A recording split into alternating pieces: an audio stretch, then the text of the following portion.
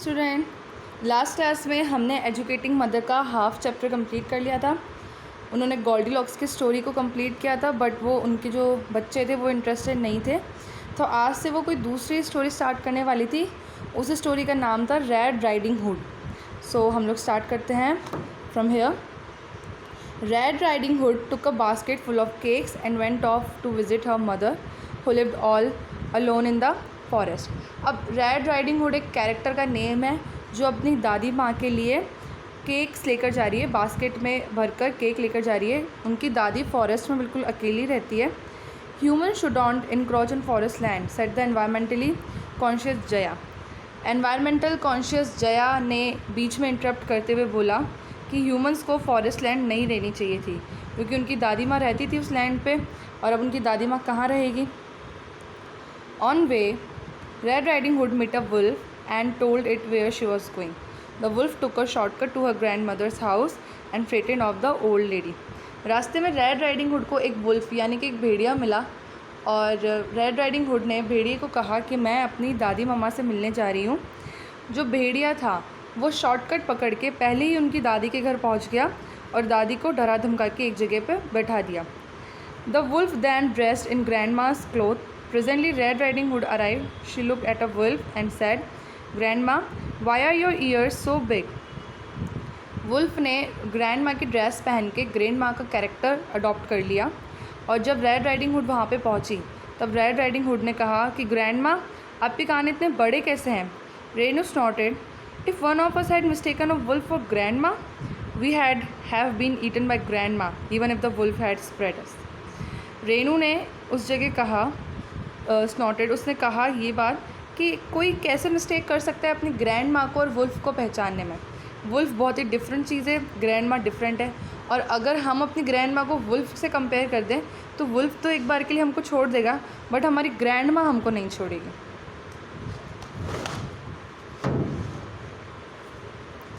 Even the youngest was shaking his head in disbelief. Grandmas don't look like wolves, do they?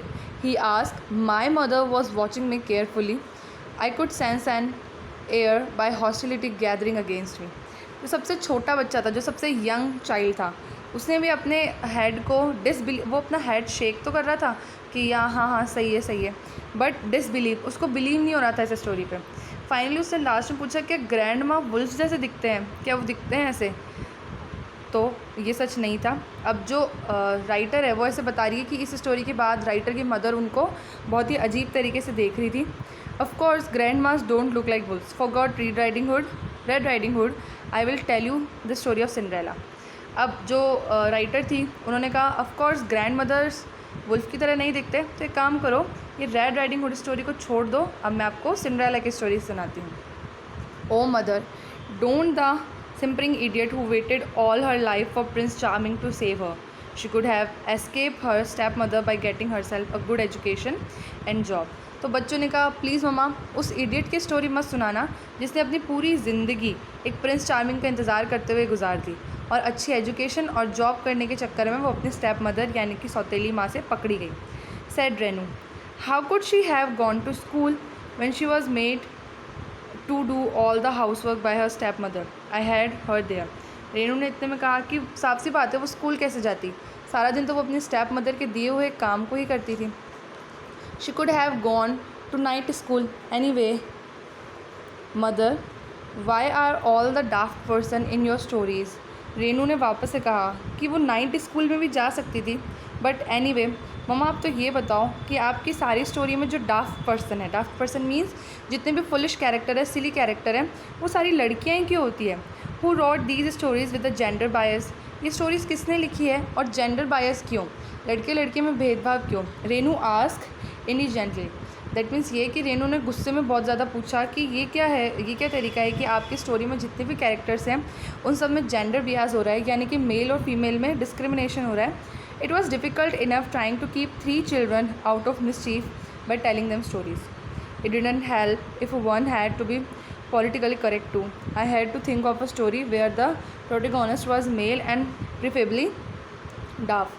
अब जो writer है वो ये सोचती है कि बच्चों को स्टोरी सुनाना डिफ़िकल्ट है और उनको शैतानी करने से रोकना भी बहुत डिफ़िकल्ट है, तो क्यों ना मैं कोई ऐसी स्टोरी सोचती हूँ जिसमें जो मेल कैरेक्टर हो वो फुलिश हो, ना कि फीमेल कैरेक्टर।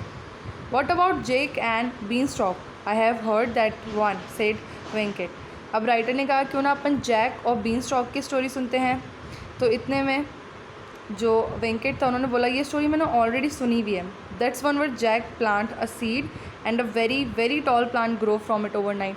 तो वेंकट बताता है ये वही है ना जिसमें एक जैक होता है जो एक बीज बोता है और रातों रात वो पेड़ बहुत बड़ा हो जाता है। Did Jack use a genetically modified seed, ask Jaya. Ask ने पूछा क्या जैक ने मॉडिफाइड सीड का इस्तेमाल किया था। It was no use, I had to think of something else. Again वो ऑथर सोचती है कोई मतलब नहीं है इस स्टोरी का भी, मुझे फिर कुछ ना कुछ अलग ही सोचना पड़ेगा। What about the old story of Patala Bhairavi, where a man we a magic slipper that takes him wherever he wants to go. अब राइटर ने बोला क्यों ना अपन पटाला बैरवी की स्टोरी सुनते हैं जो स्लीपर पहनते हैं, मैजिकल स्लीपर्स होती हैं उनकी, जिससे वो कहीं भी जा सकते हैं। हाउ आर दो स्लीपर प्रोपेल्ड, आस्क आदि। आदि ने पूछा कि वो स्लीपर कैसे काम करते हैं, कैसे चलते कैसे हैं वो। What kind of fuel did he use, ask Venkat. Venkat ने पूछा अच्छा उस स्लीपर में फ्यूल कौन सा यूज़ होता है। आई फ्लैड। अब राइटर कहती है कि मैं इतना ज़्यादा परेशान हो चुकी थी कि मैं वहाँ से भाग गई।